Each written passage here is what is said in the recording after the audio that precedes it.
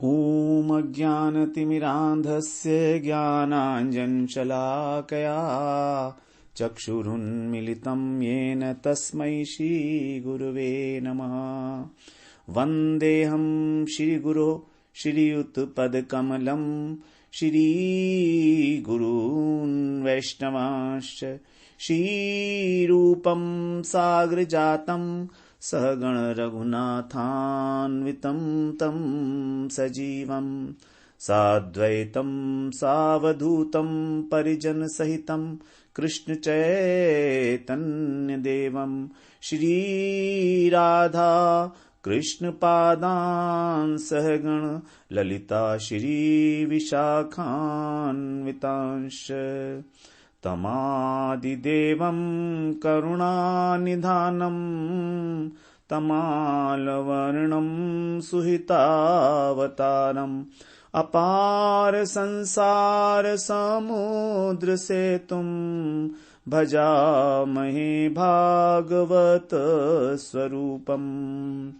हे देव हे दैत हे भुवनैक बंधो हे कृष्ण हे चपल हे करुणैक सिंधो हे नाथ हे रमण हे नयनाभिराम हा हा कदानुभवितासि पदं दृशोर्मे। श्री कृष्ण चैतन्य प्रभो नित्यानंद श्री अद्वैत गदाधर शिवासादि गौर भक्त वृंद। हरे कृष्णा कृष्णा कृष्णा हरे हरे हरे राम राम राम हरे हरे। हरे कृष्णा। सर्वप्रथम मैं अपने गुरुपाद पद्म ओम विष्णुपाद अष्टोत्तर शत श्री श्रीमद् भक्तिवेदांत माधव गोस्वामी महाराज के चरण कमलों में अनंत कोटि दंडवत प्रणाम ज्ञापन करता हूं। हम लोग श्रीमद् भागवत पुराण का महात्म श्रवण कर रहे हैं। उसमें हमारा प्रथम अध्याय हम लोग 3 श्लोक जो हैं श्रवण कराए हैं, जिसमें पहले 2 श्लोक मंगलाचरण के थे। पहले कृष्ण को प्रणाम किया, श्री कृष्ण को अर्थात युगल सरकार को, और दूसरे श्लोक में सुखदेव जी को प्रणाम किया। तीसरे श्लोक में बताया कि कहां पर ये जो भागवत है हो रही है नैमिषारण्य तीर्थ में, तो वहां पर सूत जी को नमस्कार किया गया शौनक ऋषियों के द्वारा। अब यहां से हम चौथे श्लोक से आज आरंभ करते हैं। शौनक उवाच अज्ञान ध्वांत विध्वंस कोटि सूर्य समप्रभ सूताख्याहि कथा सारम मम कर्ण रसायनम। शौनक जी बोले, उवाच बोले, अज्ञान ध्वांत विध्वंस, ध्वांत का अर्थ है अंधेरा, अज्ञान रूपी अंधकार को नष्ट करने के लिए विध्वंस, कोटि सूर्य समप्रभ, करोड़ों सूर्यों के समान जो आप प्रभा युक्त हैं, कोटि सूर्य समप्रभ, आपकी जो प्रभा है वो करोड़ों सूर्य के समान है। सूत आख्याही कथा सारम, हे सूत जी आख्याही माने कहिए, कथा कहिए आप, कथा सारम कथा का सार कहिए। मम कर्ण रसायनम, हमारे कानों के लिए जो कैसा है, रसायन रूप है अर्थात अमृत रूप है। रस का अयन अर्थात अमृत, तो हमारे कानों के लिए जो अमृत रूप है, इस प्रकार की जो कथा का सार है, सार गर्भित कथा, इस प्रकार की कथा हमें आख्याही अर्थात हमें सुनाइए। यहां पर बता रहे हैं कि हम जो सूत जी हैं उनका जो ज्ञान है वो कैसा है, करोड़ों सूर्य के समान प्रभाव वाला है। गुरु जो हैं वो हमारे हृदय के अंदर इसी प्रकार सूर्य के समान जो है, करोड़ों सूर्यों के समान जो ज्ञान है उसको प्रकाशित करते हैं। साधारण स्थूल दृष्टि से तो हम एक सूर्य को भी नहीं देख सकते, करोड़ों सूर्य के सामने तो क्या खड़े होंगे, लेकिन यहां पर स्थूल जगत की बात नहीं हो रही है, यहां पर बात हो रही है कि जो गुरुदेव हमारे हृदय के अंदर ज्ञान प्रकाशित करते हैं, वो ज्ञान जो है करोड़ों सूर्यों के समान है। उस प्रकार का ज्ञान हमारे हृदय में प्रकाशित हो। और आप हमें कथा का सार सुनाइए कि कथा की जो सार वस्तु है उसको बताइएगा। हमारे कानों के लिए वो एक अमृत के समान है, महान औषधि है अमृत। तो कथा का सार हमें बताइए आप। तो अब ये पहला प्रश्न है।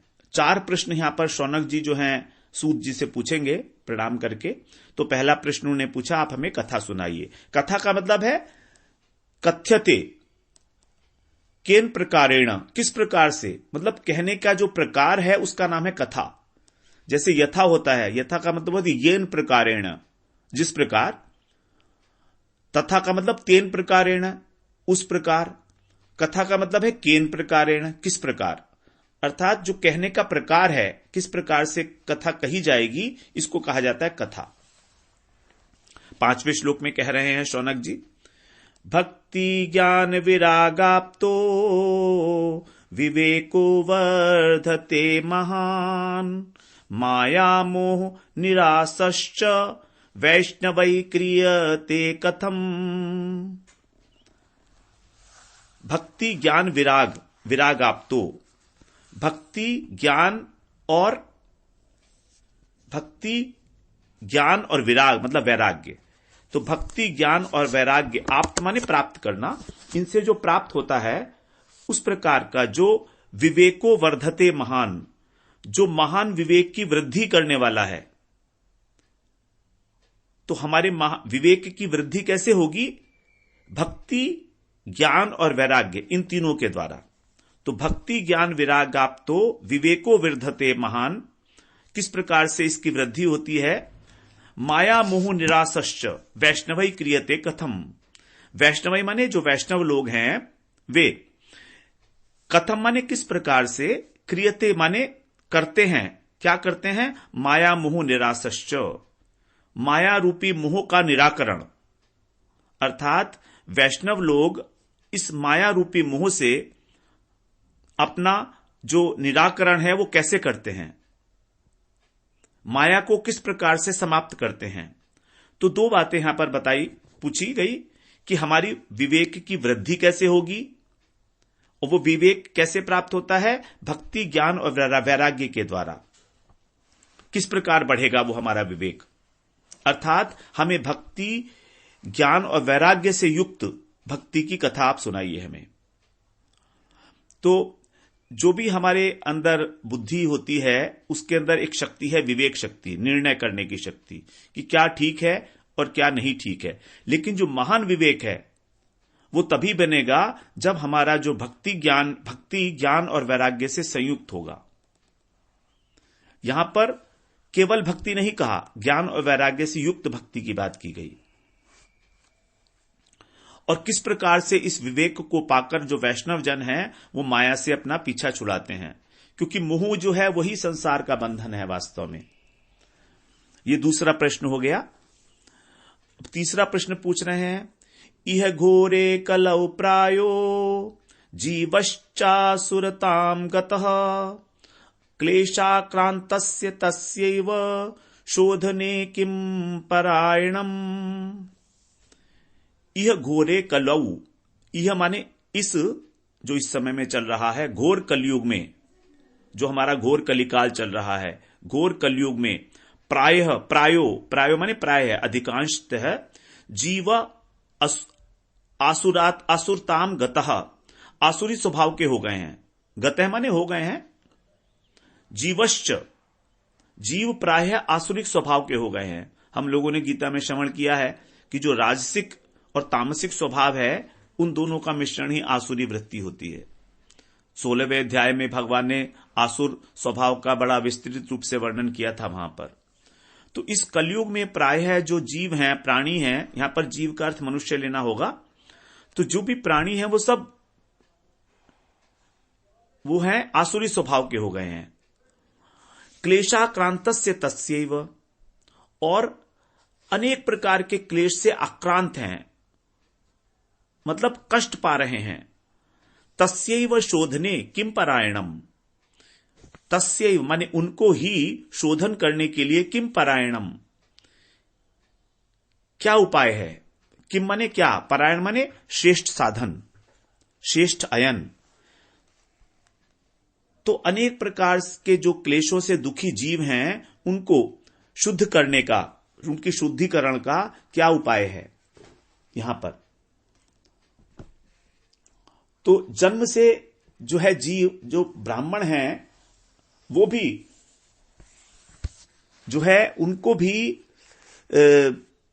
जन्म से जो है वो ब्राह्मण होते हैं, लेकिन जब तक उनका आचरण नहीं देखा जाएगा किसी का भी, तो उसको असुर ही कहा जाएगा। जो अपने प्राणों को बचाने के लिए, अपने प्राणों की रक्षा में लगा हुआ है, अर्थात अपनी इंद्रिय तर्पण कर रहा है, वो असुर ही है।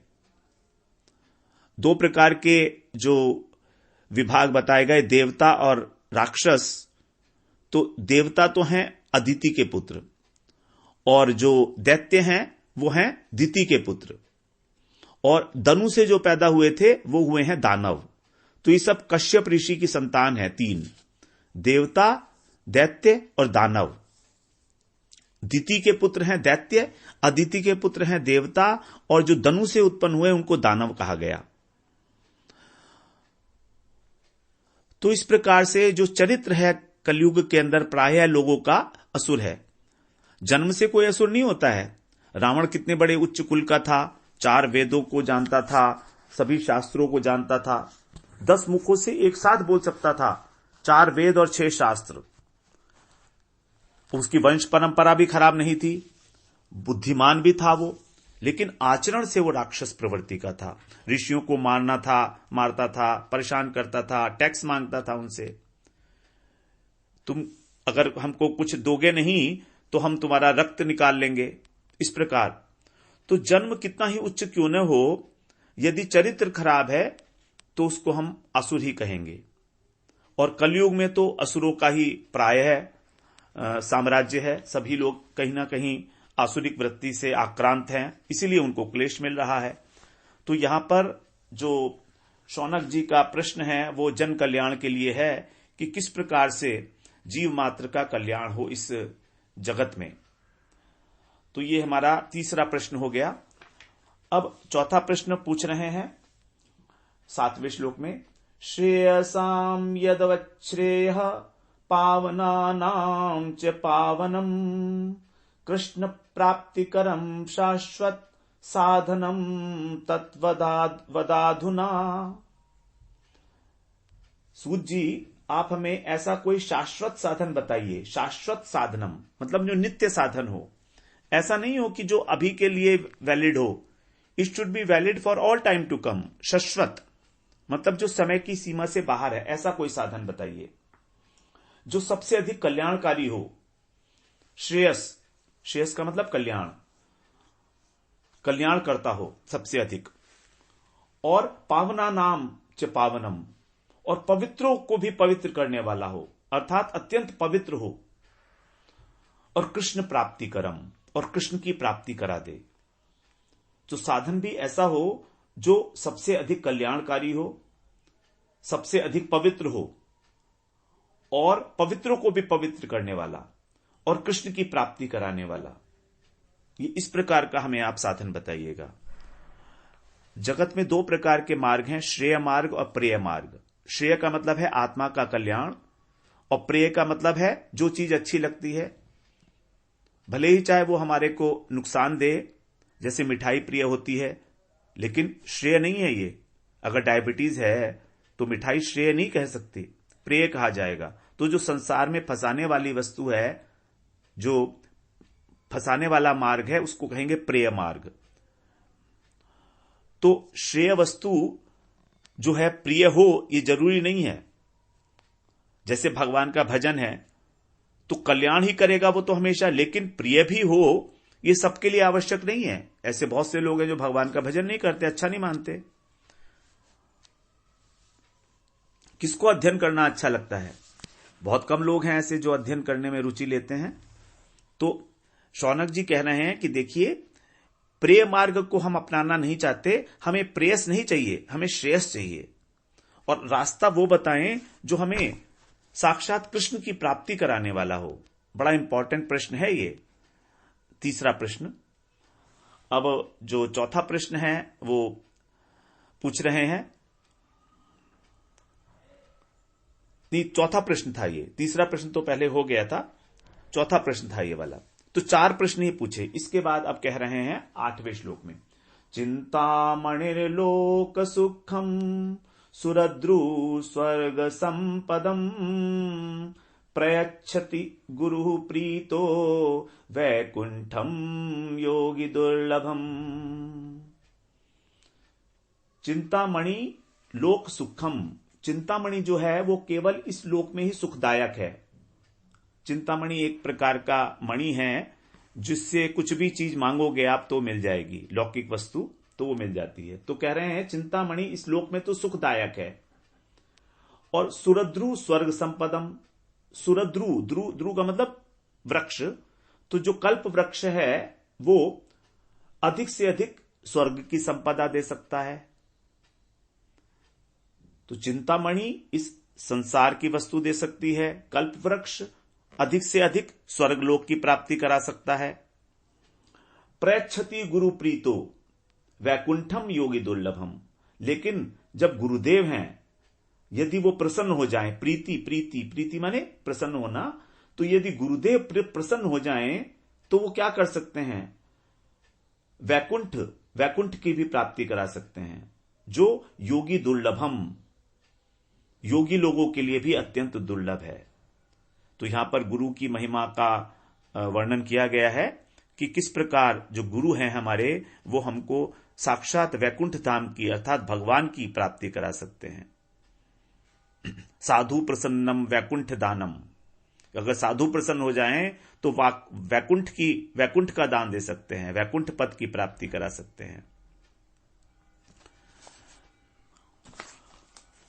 चिंतामणि जो है उसमें ऐसा होता है कि जिस प्रकार की चिंता करें हाथ में लेकर उसी प्रकार वो चीज प्रत्यक्ष हो जाती है। लौकिक सुख संपत्ति दे सकती है वो, लेकिन गुरु प्रसन्न हो जाएं तो वो तो हमको वैकुंठ तक पहुंचा सकते हैं। भगवान जो भक्ति है वो वास्तव में गुरु ही जो है भक्ति के आश्रय हैं, गुरु ही भक्ति के आश्रय हैं और गुरु से ही हमको भक्ति मिल सकती है। ये बिल्कुल शौनक जी ने यहां पर स्पष्ट कर दिया, सूत जी को गुरु मानते हुए कि आप ही हमारे गुरु हैं, तो आप ही हमें उस प्रकार की हमें कथा सुनाइए। अब आगे सूत जी जो है कथा सुनाना आरंभ कर रहे हैं। 9वें श्लोक में आइए, कह रहे हैं, प्रीति शौनक चित्ते ते हियतो वच्मि विचार्य च सर्व सिद्धांत निष्पन्नम संसार भयनाशनम। सूत जी बोलते हैं, हे शौनक जी, प्रीति शौनक का चित्ते, प्रीति, प्रीति माने प्रेम, तो आपके चित्त में, आपके हृदय में भगवान का प्रेम है। ते माने आपके, यहां पर बहुवचन है क्योंकि शौनक जी के साथ 88,000 ऋषि हैं, सब लोग एक साथ वहां पर बैठे हुए सूत जी से कथा सुन रहे हैं। तो शौनक जी आपके हृदय में भगवान का प्रेम है, इसलिए ही माने इसलिए, अतो माने इसलिए, अत माने इसलिए, इसलिए वचमी विचार्य च, विचार कर, वचमी माने मैं वचन कहूंगा, तो मैं विचार कर ही तुम्हें सभी जो सिद्धांत हैं उनका निष्कर्ष बताऊंगा। कैसे वचन होंगे वो, सर्व सिद्धांत निष्पन्नम, सारे सिद्धांतों का जो निचोड़ है वो मैं तुम्हें बताऊंगा, वचमी। और वो कैसा है, संसार भय नाशनम, ये जो हमारा जन्म मृत्यु रूपी संसार है इसका जो भय है हमको, इस प्रकार का उसको नाश करने वाला है। ऐसा है जो वचन है वो सर्व सिद्धांत निष्पन्नम। तो यहां पर सूत जी पुराणों के आचार्य हैं, जैसे हम लोगों ने श्रवण किया, वर्ण संकर हैं सूत जी, क्योंकि सूत जी की जो माता हैं वो ब्राह्मण कुल की हैं और जो पिता हैं वो क्षत्रिय हैं, इसलिए उनको सूत कहा जाता है, जो वर्ण संकर होते हैं। और सूत को वेद पढ़ने का या पढ़ाने का अधिकार नहीं होता, लेकिन इन्होंने व्यास जी की बहुत सेवा की, तो व्यास जी ने तो वेद भी लिखे थे, तो वेद तो इन्हें नहीं पढ़ाए, लेकिन ये क्योंकि बहुत बुद्धिमान भी थे और सेवा की थी बड़े निष्कपट भाव से, तो इन्हें पुराणों का आचार्य बना दिया। तो वो सूत जी कह रहे हैं कि आपके चित्त के अंदर भगवान के कथा के प्रति जो प्रीति है, इसलिए अब मैं तुमको यहां पर सुनाऊंगा, कथाएं सुनाऊंगा। और वो कथाएं ऐसी होंगी जिसमें सभी प्रकार के जो सिद्धांत हैं उसका निचोड़ होगा, क्योंकि कथा ऐसी होनी चाहिए जिसमें शास्त्रों का सिद्धांत हो। यदि केवल कथा के माध्यम से हम कोई उपाख्यान या कोई इतिहास का वर्णन करें और उसमें सिद्धांत का हम प्रतिपादन ना करें, तो वो कथा उतनी लाभकारी नहीं हो सकती। तो संसार रूपी भय का जो नाश होगा वो सिद्धांतों को श्रवण करके होगा। और सबसे बड़ा भय क्या है? मृत्यु का। कोई भी मरना नहीं चाहता है, कोई भी। यदि ये भय हमारा समाप्त हो जाएगा तो समझिए सारा संसार का भय नाश हो गए। और मृत्यु से वही डरता है जो पाप किए हो, जो पाप किए हो। अगर हमने कुछ गलत काम किया है तभी तो हम डरते हैं। भगवान ने तो हमको 100 वर्ष की आयु दी थी कि तुम सत्कर्म करो, भजन करो, लेकिन हमने भजन नहीं किया तो आयु भी हमारी कम हो गई। अब भगवान बुलाएंगे कि आकर तुम हिसाब दो। अब जब हिसाब देंगे तो डर लगेगा। तुलसीदास जी की, कबीरदास जी की तरह नहीं है हम लोग। जैसे कबीरदास जी ने तो कह दिया था, ज्यों की त्यों धरी दीनी चदरिया, दास कबीर जतन से ओढ़ी, ज्यों की त्यों धरी दीनी चदरिया। मैंने आपकी चदरिया में कोई मैल नहीं लगने दिया। तो हमारे डर का कारण है पाप करना। पाप हमको मालूम है, अनजाने अनजाने हमसे पाप हो रहे हैं। और तुम इस कथा को श्रवण करने के बाद फिर पाप नहीं कर पाओगे, तो तुम्हारा भय भी समाप्त हो जाएगा। बिल्कुल लॉजिकल सी बात है। तो अब 10वें श्लोक में कह रहे हैं सूत जी, भक्त्यो घोगवर्धनम यच्च कृष्ण संतोष हेतुकम तदहम ते विधास्यामि सावधानतया शृणु। सावधानतया शृणु, तया माने उसको, कथा को जो मैं तुम्हें कहने वाला हूं, सावधान होकर सुनो। देखिए, सावधानी बड़ी इंपॉर्टेंट चीज है। बिना सावधानी के हम लोगों को कुछ भी प्राप्त नहीं होता। इस जगत में भी कुछ प्राप्त नहीं होता है। इस जगत में भी कुछ नहीं प्राप्त होगा। भगवान ने गीता में अनेकों बार अर्जुन से यह कहा है कि शुणु शुणु। सुन तो रहे ही थे अर्जुन, लेकिन तो भी भगवान कह रहे हैं कि अच्छे प्रकार से सुनो, तभी तुम उस सार तत्व को ग्रहण कर पाओगे। तो जो सिद्धांत यहां पर बताने जा रहे हैं सूत जी, वो कैसे होंगे? भक्त्यो गौघवर्धनम, भक्ति को बढ़ाने वाले। औघ का अर्थ है समूह, प्रवाह। तो भक्ति का जो प्रवाह है उसको बढ़ाने वाले, अर्थात भक्ति अधिक से अधिक बढ़ेगी तुम्हारी। यच्च, जिसके द्वारा, और कृष्ण संतोष हेतुकम, और भगवान कृष्ण जो हैं उससे प्रसन्न होंगे, उनके संतोष का कारण होगा वो। कथा तभी कथा है वास्तव में जब वो भगवान की संतोष का कारण हो और हमारी भक्ति का वर्धन करे। केवल एक कान से सुनकर दूसरे कान से निकालना तो कथा नहीं कहा जा सकता। तो ऐसी कथा मैं तुमसे कहने जा रहा हूं। तदहम माने वो साधन, अहम माने मैं, तद माने उसको, ते अभिधास्यामी। अभिधास्यामी मतलब अच्छी प्रकार से तुम्हें समझाकर बताने वाला हूं। अभिधास्य, तो तुमको सावधानी से सुनना है, प्रमाद नहीं करना है कि हम कुछ बोल रहे हैं और आपका मन कहीं और है। अपने मन को वहीं पर रखना है जहां पर कथा है। भागवत में आगे सुखदेव जी जो हैं बार बार परीक्षित जी को सावधान करेंगे, क्योंकि यदि सावधानी नहीं रखोगे तो भूल जाओगे, और भूल जाओगे तो फिर मनन कैसे करोगे। विद्या जो है वो भोजन की तरीके से है। जैसे भोजन जब पेट में जाता है तो 10 मिनट में भोजन तो ले लिया, लेकिन फिर जाकर वो कई घंटे तक पाचन क्रिया चलती है और पचता है भोजन हमारा। उसी प्रकार से जो विद्या है, यदि हम विचार नहीं करेंगे इसके विषय में तो ये पचती नहीं है, एकदम से भाग जाती है निकलकर। और जब पचेगी नहीं तो रस नहीं बनेगा। तो जैसे भोजन है उसी प्रकार से विद्या काले पच्यति, काले न पच्यति। समय चाहिए विद्या को पचने के लिए। ये नहीं कि इंस्टेंटली वो इमीडिएटली आपके हृदय के अंदर स्थान बना लेगी। और जब तक पचेगी नहीं तब तक रस नहीं बनेगा, तब तक उसके अंदर आनंद की उपलब्धि नहीं होगी, और ना ही हमारे जीवन में किसी प्रकार का जो आचरण में वो कथा उतर सकती है।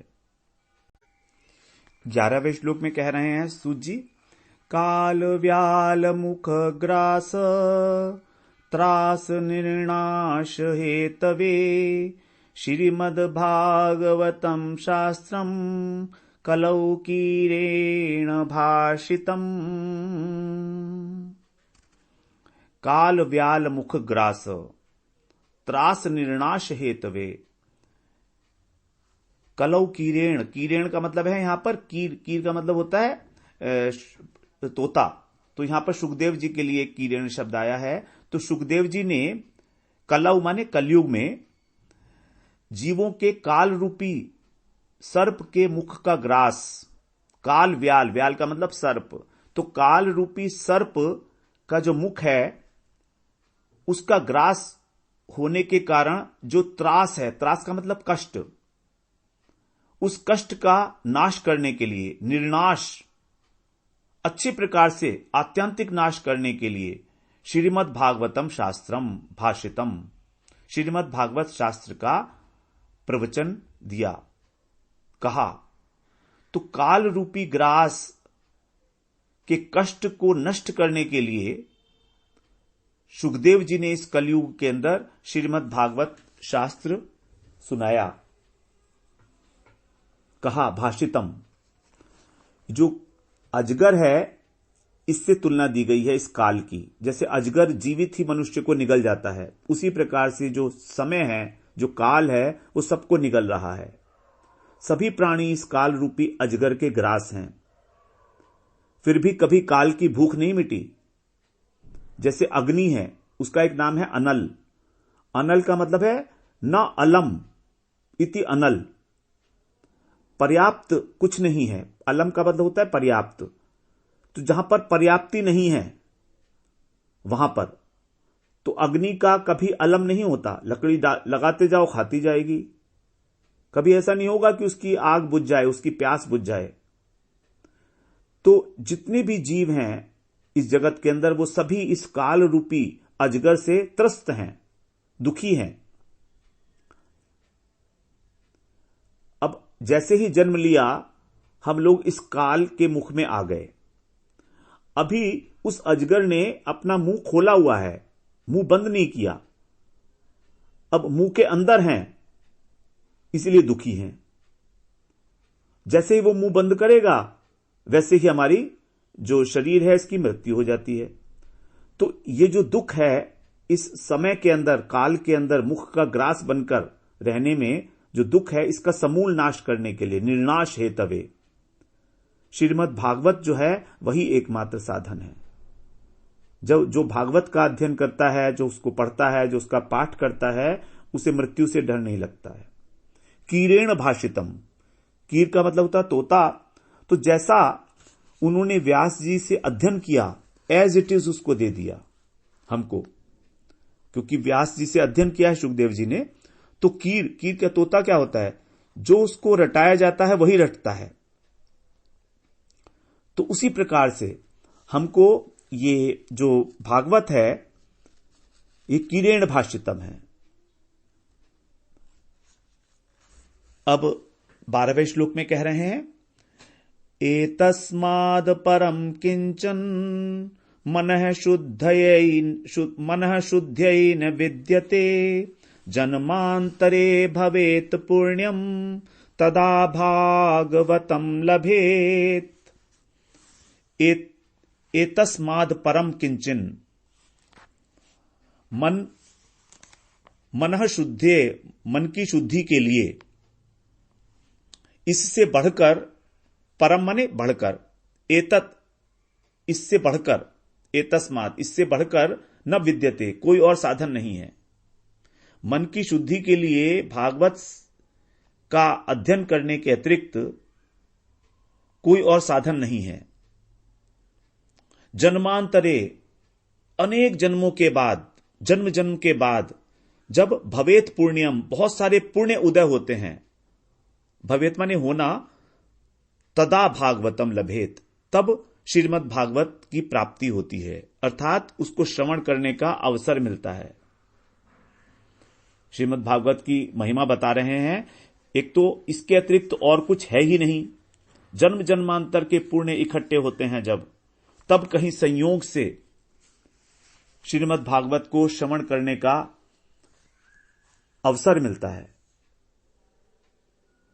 बहुत दुर्लभ है भागवत का श्रवण करना, उसका अध्ययन करना। हम लोग श्रवण तो करते हैं, सप्ताह में श्रवण करते हैं, लेकिन अध्ययन कहां करते, उसके मनन कहां करते, उसके एक एक शब्द पे कहां गए। सिर्फ कहानी सुनी, इतिहास सुना और आ गए वापस कि हमको भागवत सुन ली हम लोगों ने। शास्त्र में दो चीज होती हैं, एक सिद्धांत और एक दृष्टांत। सिद्धांत जो है ईंट की तरीके से होता है और दृष्टांत होता है सीमेंट का जो मसाला होता है। जैसे घर बनाने के लिए दो चीज चाहिए, ईंट और सीमेंट। तो ईंट के बीच में सीमेंट नहीं होगा अगर, तो ईंट जम नहीं पाएगी। उसी प्रकार से दृष्टांत का मतलब है जिसका परिणाम हमने देखा है, दृष्ट है अंत जिसका। तो जैसे कहते हैं मलेरिया का बुखार हुआ, तो मतलब क्या हुआ, सर्दी लगी होगी, यह अनुभव है हमारा। तो उदाहरण दिया। तो सिद्धांत को जमाने के लिए दृष्टांत दिया जाता है। तो भागवत में दोनों प्रकार की बातें हैं, सिद्धांत भी है और दृष्टांत भी है। जो भागवत के अंदर स्तुति भाग है वो अधिकतर सिद्धांत परक है, और जो कथाएं हैं वो दृष्टांत के रूप में है। तो अनेक प्रकार के दृष्टांत जो हैं भागवत में दिए गए हैं। अब यहां पर 13वें श्लोक से हमारा जो प्रसंग है वो थोड़ा सा परिवर्तन होगा, तो हम लोग फिर उसको अगले सेशन में श्रवण करेंगे।